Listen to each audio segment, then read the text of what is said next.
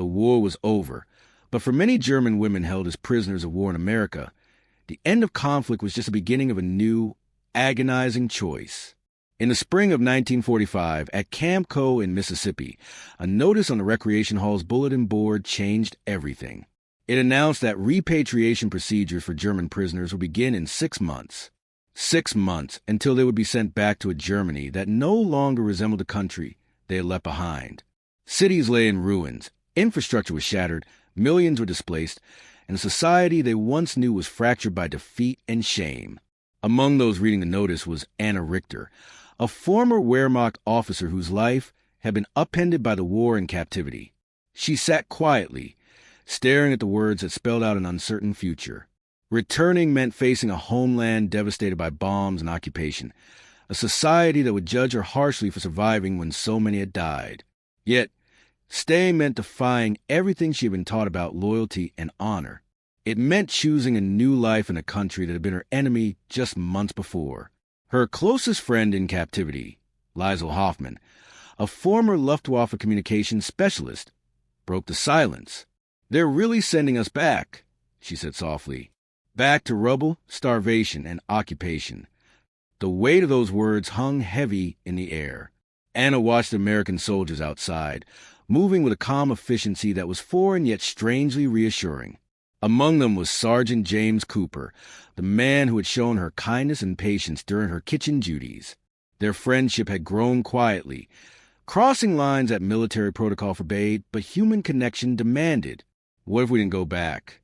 Liesl's question was barely a whisper, but it echoed the thought that had been growing in Anna's mind for weeks. The idea was treasonous, a betrayal of everything she had sworn to serve. Yet, after 8 months of captivity, the rigid codes of the Wehrmacht seemed less certain, less absolute. The America she had come to know was not the brutal enemy she had been taught to fear, but a society of opportunity, dignity, and respect, even for prisoners. Anna's voice was steady but conflicted.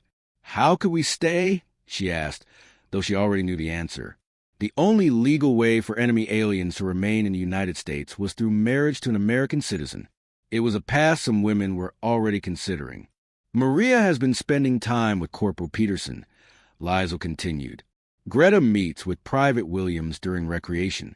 They're all thinking the same thing. Marriage might be the only way to avoid going back." The enormity of the choice pressed down on Anna. Marrying the enemy, choosing personal happiness over national duty, was unthinkable to the officer she had been a year ago. But that officer was gone. The war had shattered her beliefs, and the America she had seen was a place where individual initiative and hard work were rewarded, where dignity was not a privilege but a right. James Cooper had asked her to meet him for coffee after her shift. "I think he wants to talk about something serious," Anna confided to Liesl. The thought of marrying an American soldier was terrifying and exhilarating all at once. It was a decision that would define the rest of her life. When Anna entered the staff recreation area, the room was smaller and more intimate than the prisoner facilities, furnished with comfortable chairs and a genuine American coffee service. Sergeant Cooper stood to greet her, his expression a mix of nervousness and determination. "Miss Richter, thank you for meeting me," he said, offering her a cup of coffee. The ritual of preparing and sharing coffee gave them a moment to gather their thoughts before the conversation that would change everything. Cooper was 32, from Ohio, with a degree in agricultural engineering before the war. He spoke of his family's farm, a life of rural prosperity that seemed almost fantastical compared to the conditions Anna had known in Germany. "Anna," he began, "I want to be honest with you. I've developed feelings for you. Strong feelings. I want to see if we might have a future together." The words hung in the air. "A future together?" Anna repeated carefully, her English precise despite the emotional weight. "You mean marriage? You're asking if I would marry you rather than return to Germany." Cooper nodded. "I'm asking if you feel the same. Marriage only makes sense if there's genuine affection, not just convenience. I won't be a green card for you. But if you share my feelings, then yes, I'm offering marriage and a life here." Anna considered his words with the analytical mind that had made her an effective intelligence officer. Did she have feelings for James Cooper? Yes. His kindness, patience, and respect had created a genuine affection beyond gratitude. But she also knew the consequences. Germans would see her as a traitor. Her family, if alive, would be shamed. Americans might suspect her motives. Cooper acknowledged these challenges openly. My family might struggle to accept a German daughter-in-law. Neighbors might question if I'm really reformed or just pretending. This won't be easy. Tears threatened for the first time since her capture. Cooper's honesty and respect acknowledged the difficulty and possibility of their union. "James," she said, "I need to be honest.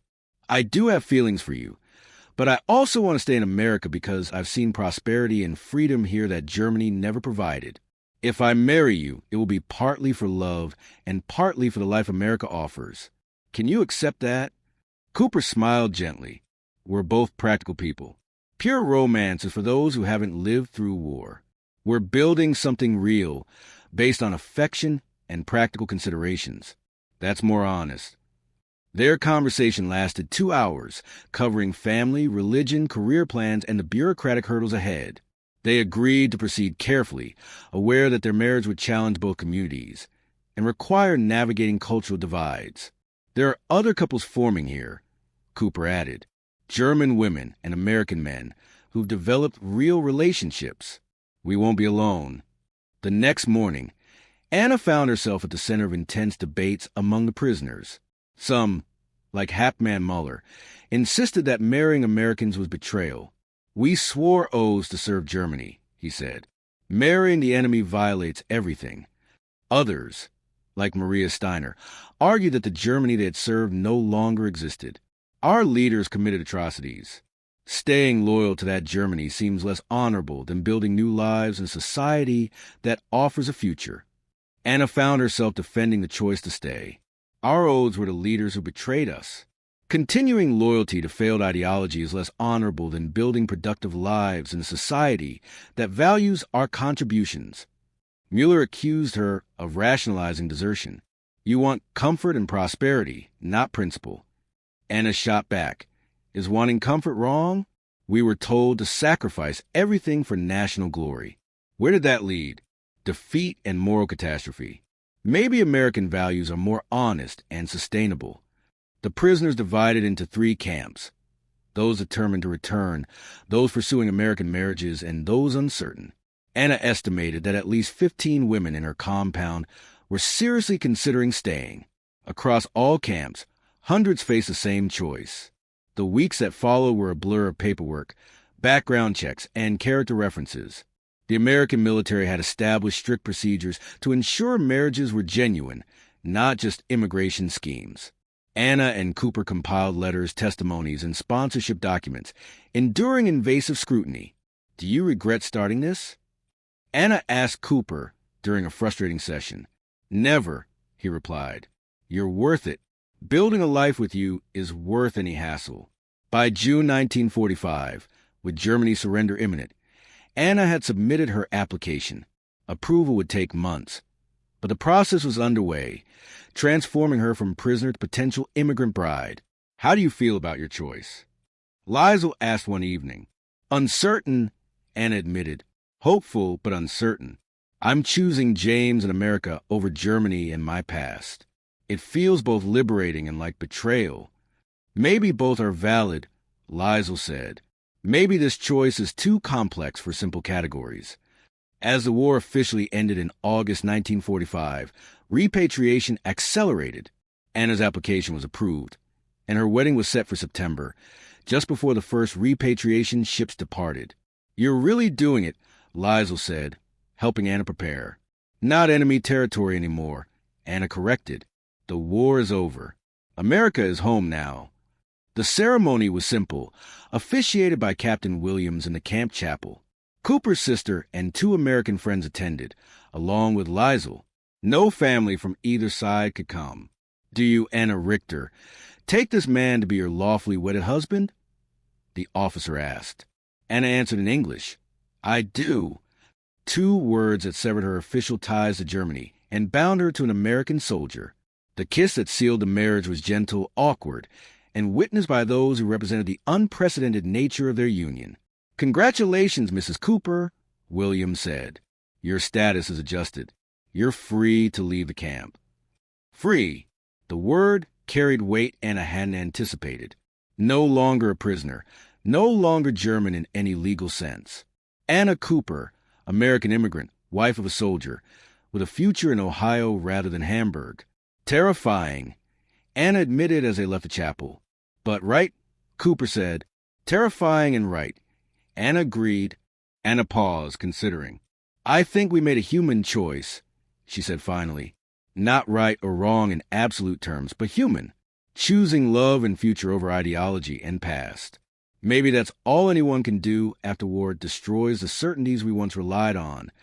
The months that followed brought new challenges and milestones. Anna learned to drive, mastering the American roads with determination.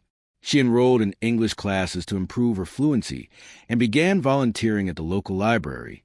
Each step was a small victory, a brick in the foundation of her new life.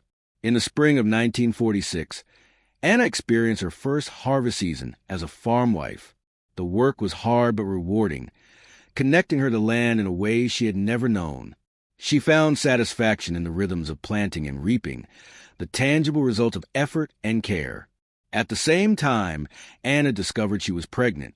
The news brought a mixture of joy and anxiety. Her child would be fully American, growing up without the burdens of German wartime history, but also without direct connection to her heritage. Our child will be American, Anna told James, her hand resting on her still flat stomach. No accent, no divided loyalties, no need to explain or justify German background. James smiled gently. Or transforming it. You're not erasing your heritage. You're incorporating it into American identity. Our child will know German language and culture through you while growing up fully American. That's bridge building, not erasing. The perspective helped Anna frame her pregnancy positively. It was not a loss of identity, but the creation of something new, an American life enriched by German roots. By the end of 1946, Anna had become a familiar figure in Greenville.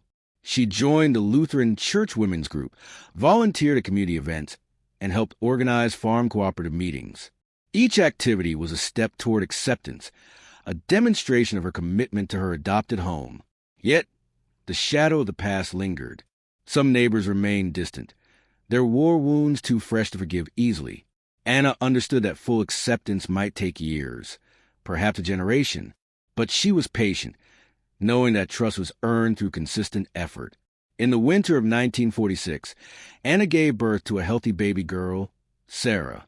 Holding her daughter for the first time, Anna felt a profound mixture of hope and responsibility. Sarah was the embodiment of the future Anna had chosen, a future that bridged former enemies and transcended the divisions of war. The holidays that year were quieter but filled with new traditions. Anna and James hosted a small gathering, sharing American songs and stories. The presence of Sarah, innocent and unburdened, was a reminder that life could move forward, even after the darkest times. Unexpectedly, a journalist from Life magazine arrived in Greenville, seeking to tell the story of German war brides and their integration into American society. Robert Morrison spent 3 days interviewing Anna and James, capturing their experiences with empathy and nuance. Anna was wary at first. "My marriage is genuine," she insisted. "Yes, I want to stay in America, but I also love my husband. Those motivations aren't mutually exclusive." Morrison explained the American perspective. "We fought Germany for years, lost hundreds of thousands of soldiers. Now former enemy women marry our soldiers and immigrate here. Some see it as suspicious timing. Love discovered conveniently after defeat." Anna challenged him. "If American women had been captured and offered marriage to German soldiers, would you question their motives? People make complex decisions based on emotion and survival when war destroys their lives." The journalist paused, considering. "That's a fair point. War creates impossible choices. Judging people for choosing survival seems harsh. But I want to help readers understand how German women reconcile marrying men who defeated their country." Over the next days, Anna shared her story with honesty. Her indoctrination, captivity, the kindness that changed her views, and the impossible choice between returning to devastation or staying through marriage. When the article ran in April 1947, it featured Anna prominently, showing her holding baby Sarah on the Ohio farm.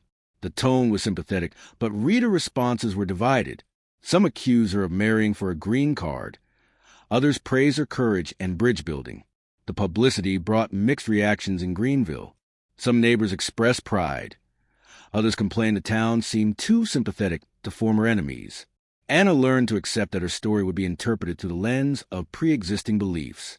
"Does the attention bother you?" James asked after she received a hostile letter. "Less than I expected," Anna replied. Hostile letters come from those who see Germans as irredeemable. Supportive letters come from those who understand war's complexity. "I can't change minds. I'll focus on building the life we've chosen." As Sarah's first birthday approached, Anna reflected on her journey.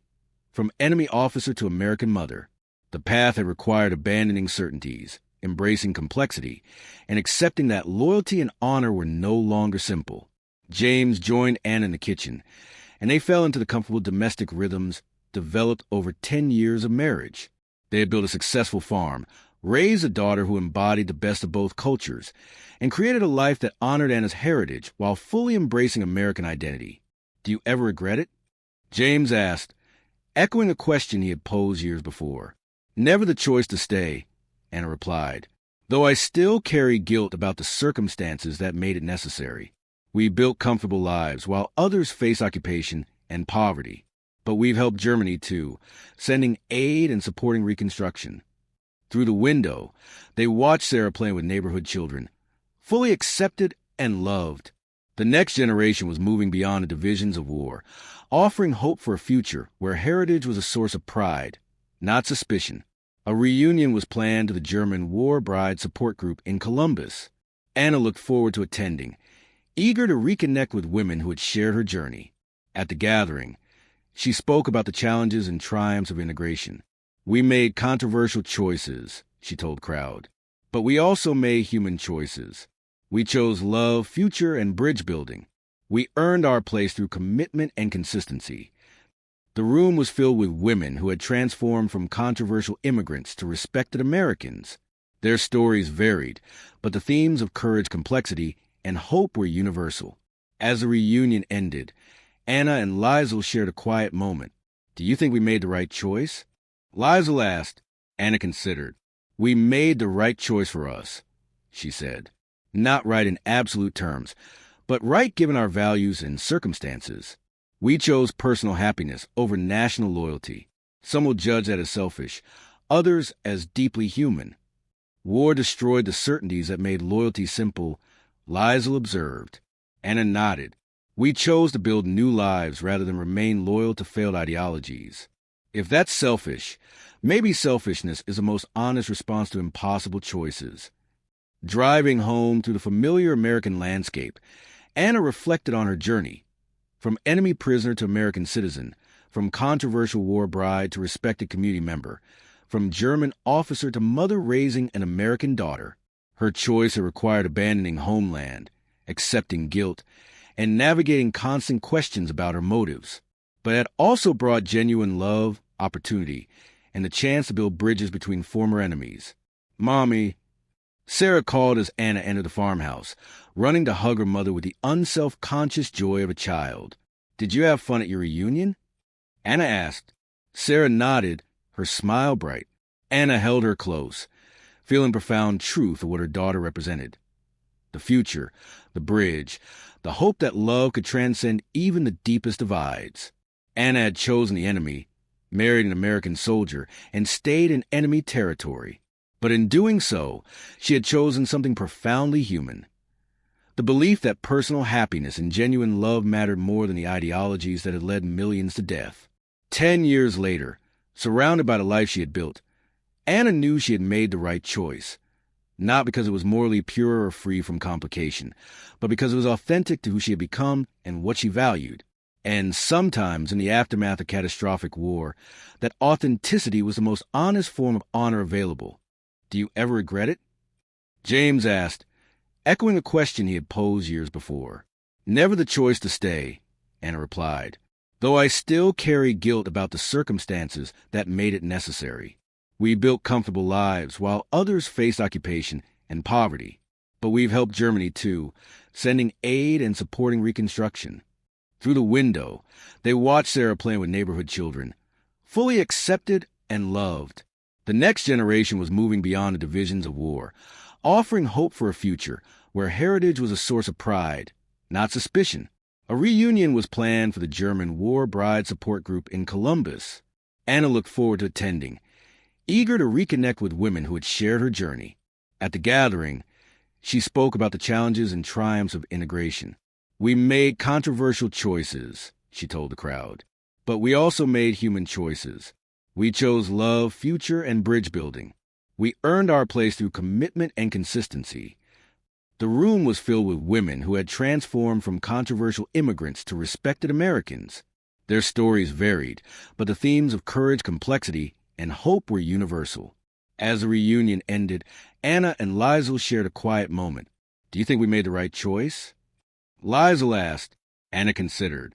"We made the right choice for us," she said. "Not right in absolute terms, but right given our values and circumstances. We chose personal happiness over national loyalty. Some will judge that as selfish, others as deeply human. War destroyed the certainties that made loyalty simple," Liesl observed. Anna nodded. "We chose to build new lives rather than remain loyal to failed ideologies. If that's selfish, maybe selfishness is the most honest response to impossible choices." Driving home to the familiar American landscape, Anna reflected on her journey, from enemy prisoner to American citizen, from controversial war bride to respected community member, from German officer to mother raising an American daughter. Her choice had required abandoning homeland, accepting guilt, and navigating constant questions about her motives. But it had also brought genuine love, opportunity, and the chance to build bridges between former enemies. "Mommy," Sarah called as Anna entered the farmhouse, running to hug her mother with the unself-conscious joy of a child. "Did you have fun at your reunion?" Anna asked. Sarah nodded, her smile bright. Anna held her close, feeling profound truth of what her daughter represented. The future, the bridge, the hope that love could transcend even the deepest divides. Anna had chosen the enemy, married an American soldier, and stayed in enemy territory. But in doing so, she had chosen something profoundly human. The belief that personal happiness and genuine love mattered more than the ideologies that had led millions to death. 10 years later, surrounded by the life she had built, Anna knew she had made the right choice. Not because it was morally pure or free from complication, but because it was authentic to who she had become and what she valued. And sometimes, in the aftermath of catastrophic war, that authenticity was the most honest form of honor available. The years following the war were a time of rebuilding, not just of cities and economies, but of lives and identities.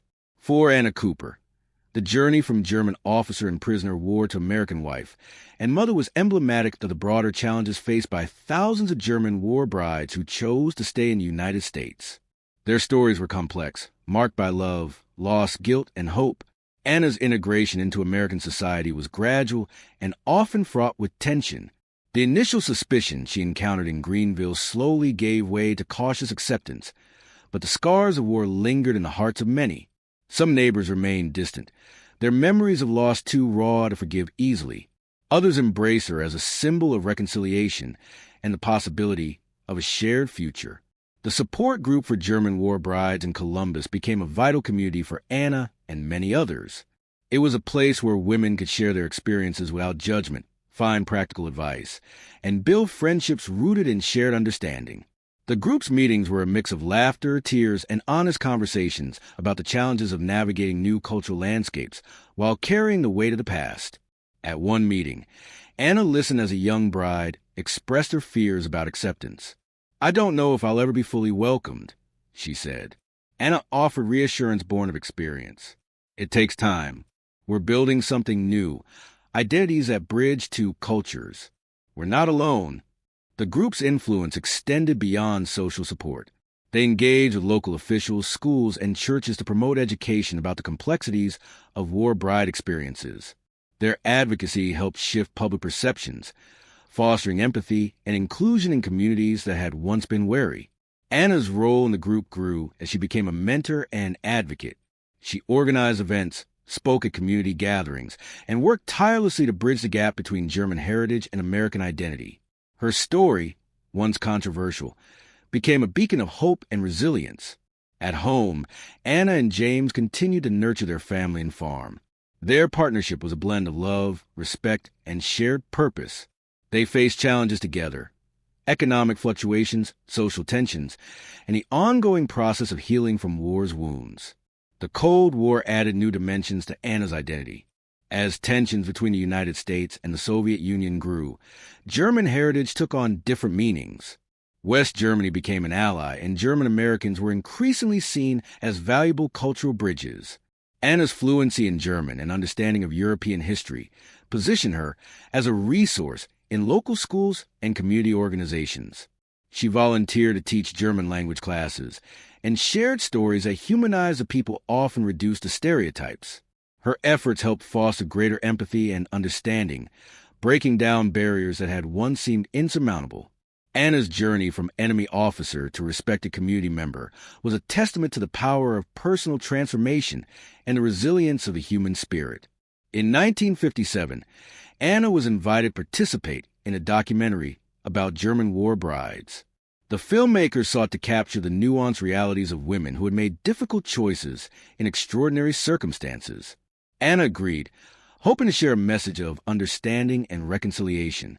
During the interviews, she spoke candidly about her past, the challenges of integration, and the complex emotions that accompanied her decision to stay in America. "We were caught between worlds," she said, "between loyalty to a homeland that no longer existed and the hope for a future in a country that had once been our enemy." The documentary aired nationally, sparking conversations across the country. Some viewers expressed skepticism, questioning the sincerity of war brides. Others were moved by the stories of love, courage, and resilience. Anna received letters from across the nation, some critical, many supportive. She responded with grace, emphasizing the humanity behind the headlines. "We are not just statistics or stereotypes," she wrote. "We are individuals who made choices to survive, to love, and to build new lives." Back in Greenville, life continued with its rhythms and routines. Sarah grew into a bright, confident young woman, fluent in both English and German. She excelled in school and embraced her dual heritage with pride. Anna and James celebrated their 15th wedding anniversary with a quiet gathering of family and friends. The years had brought challenges and triumphs, but their bond remained strong. They had built a life together that honored both their past and their shared future. Reflecting on her journey, Anna often thought about the choices she had made. The decision to marry James and stay in America had been fraught with uncertainty and guilt, but it also opened doors to love, opportunity, and belonging. She understood that not everyone would approve or understand, but she had come to accept that her path was uniquely hers. "We all carry our histories," she said, "but we also have the power to shape our futures." Anna's story was one of many, of women who had crossed enemy lines, challenged conventions, and forged new identities in the aftermath of war. Their experiences highlighted the complexities of loyalty, honor, and survival in a world forever changed. As the 1960s dawned, Anna looked forward with hope. The world was evolving, and so were the communities she called home. The bridges built by war brides like her were becoming stronger, connecting cultures and generations. Her legacy was not just in the life she had built, but in the understanding she had fostered. Through her actions and words, Anna had helped transform suspicion into acceptance, fear into friendship, and division into unity. In the quiet moment of her life, surrounded by family and friends, Anna found peace. The journey from enemy to immigrant, from prisoner to pioneer, had been long and difficult, but it had also been profoundly human. And in that humanity, she found the truest form of honor. The mid-1960s brought new challenges and opportunities for Anna and her family. The world was changing rapidly, and with it, the social fabric of small-town America. Civil rights movements, shifting cultural norms, and the ongoing Cold War created an atmosphere of both hope and tension. For Anna, these changes echoed the transformation she had experienced personally, between past and present, between two cultures, and between identities. Sarah, now a teenager, was growing into a young woman who embodied the blending of her parents' worlds. Fluent in both English and German, She navigated her dual heritage with grace and curiosity. At school, she excelled academically and participated in cultural clubs that celebrated diversity. Anna took pride in her daughter's ability to bridge cultures naturally, a living testament to the journey they had undertaken as a family. Yet, the legacy of war and displacement was never far from their lives. Conversations about identity, loyalty, and belonging continued at home. Anna often found herself reflecting on the choices she had made, choices that had once seemed impossible but had ultimately defined her life. One evening, as they sat around a dinner table, Sarah asked a question that had been on her mind. "Mom, do you ever wish things had been different? That you hadn't had to leave Germany or marry Dad?" Anna looked at her daughter thoughtfully. "Sometimes," she admitted, "I think about the family and life I left behind. But I also know that the path I chose brought me here, to you, and to a life filled with love and opportunity. It's complicated, but I don't regret it." James nodded in agreement.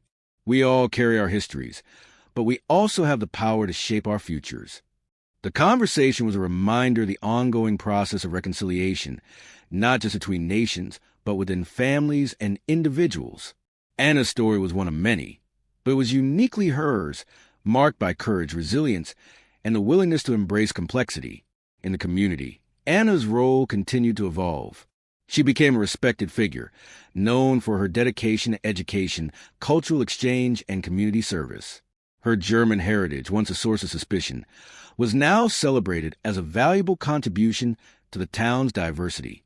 Anna volunteered at the local library, organizing events that introduced residents to German literature, music, and history. She worked with schools to develop language programs and cultural awareness initiatives. Through these efforts, she helped foster understanding and appreciation for the complexities of identity and history. Her involvement extended beyond Greenville. Anna traveled to regional conferences and participated in panels discussing immigration, integration, and the experiences of war brides. Her voice was sought after for its honesty and insight, offering perspectives that challenged simplistic narratives about loyalty and betrayal. Despite the progress, Anna remained mindful of the challenges that persisted. She knew that prejudice and misunderstanding could resurface, especially during times of political tension. But she also believed in the power of personal stories to bridge divides and build empathy. In 1968, Anna and James celebrated Sarah's high school graduation. The ceremony was a joyful occasion, attended by family, friends, and neighbors who had come to see Sarah as a symbol of hope and unity. Anna felt a deep sense of pride and gratitude, knowing that their journey had brought them to this moment. As Sarah prepared to attend college, Anna reflected on the future. She hoped her daughter would continue to embrace her heritage while forging her own path. "You carry both worlds within you," Anna told her. "Use it to build bridges, to understand others, and create a life that honors all parts of who you are." The years that followed saw Sarah thrive in her studies and community involvement. She pursued a career in international relations, inspired by her family's history and the desire to promote peace and understanding. Anna and James supported her fully, proud of the woman she was becoming. Meanwhile, Anna continued her work in Greenville, balancing family life with community engagement.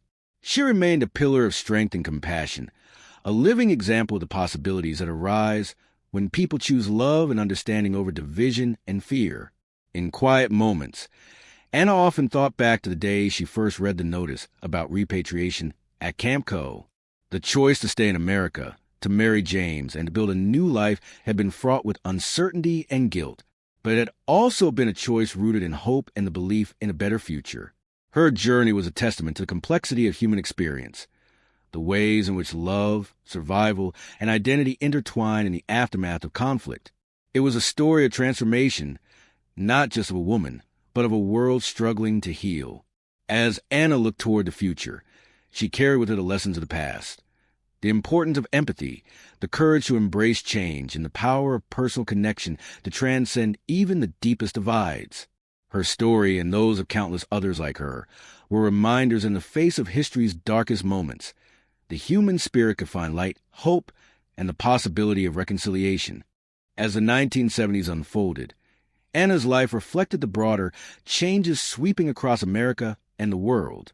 The post-war generation was coming of age, and with it came new perspectives on identity, history, and reconciliation. For Anna, the decade since her arrival in the United States had been a journey of transformation, not only for herself but for the communities she had become part of. Sarah, now a young adult, was carving out her own path. Her studies in international relations had taken her to universities across the country and abroad. She was passionate about fostering understanding between nations, a mission deeply rooted in her family's history.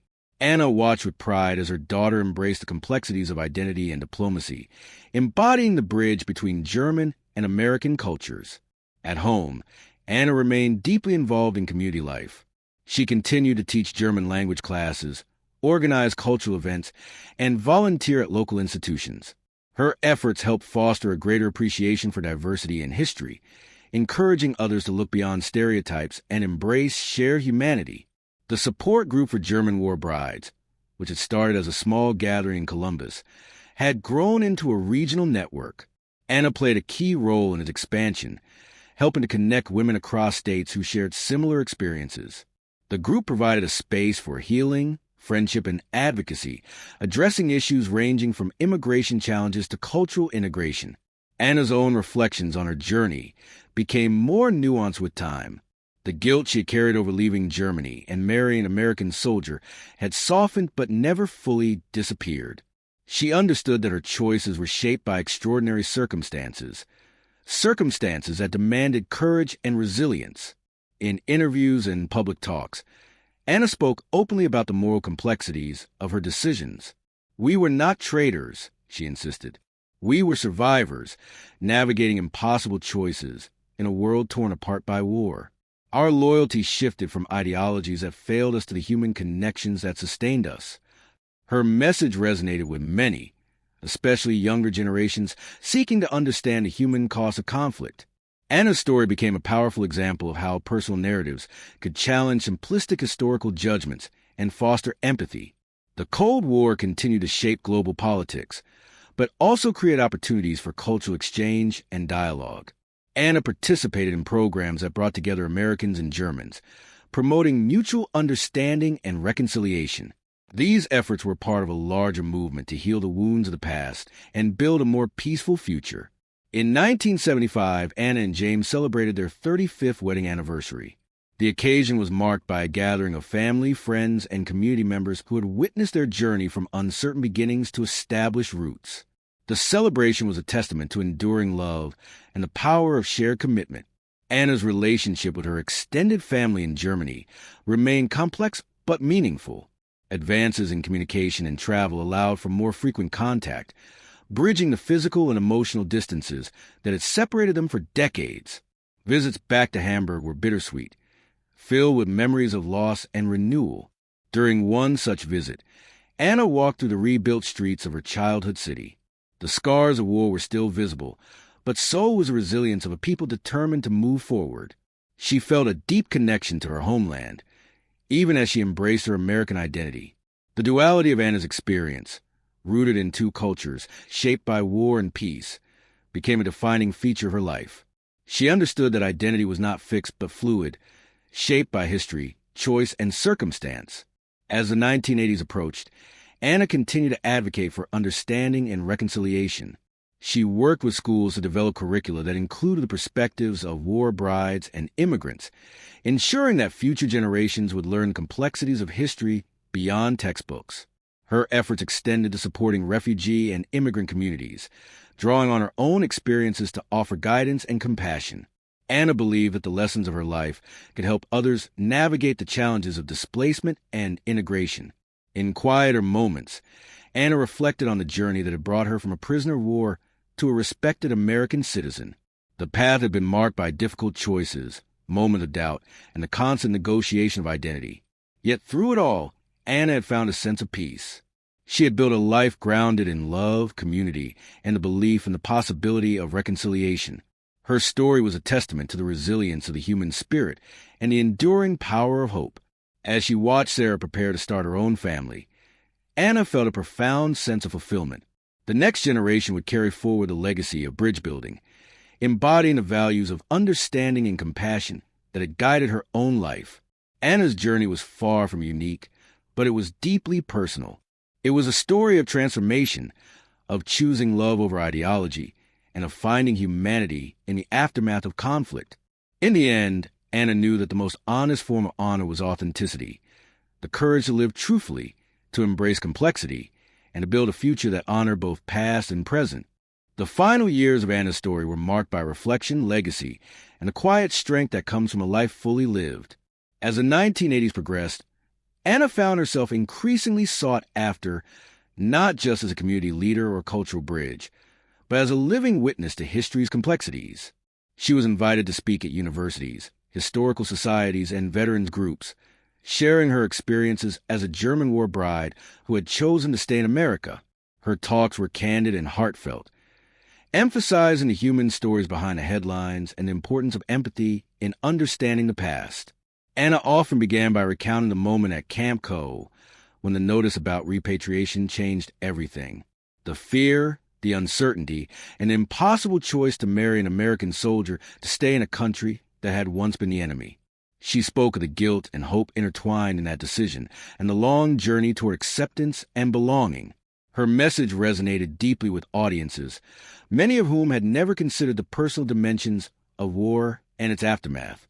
Anna challenged listeners to move beyond simplistic narratives of loyalty and betrayal, urging them to recognize the courage it took to rebuild lives amid devastation. At home, Anna's family continued to grow. Sarah married and had children of her own, carrying forward the blended heritage that Anna and James had nurtured. The family gatherings were rich with stories, laughter, and the shared understanding that history was not just a series of events, but a tapestry of human experiences. Anna took great joy in watching her grandchildren grow, teaching them both English and German, sharing traditions from both sides of the Atlantic. She saw in them the promise of a future where cultural differences were celebrated rather than feared. The community that had once viewed her with suspicion now embraced her as a valued member.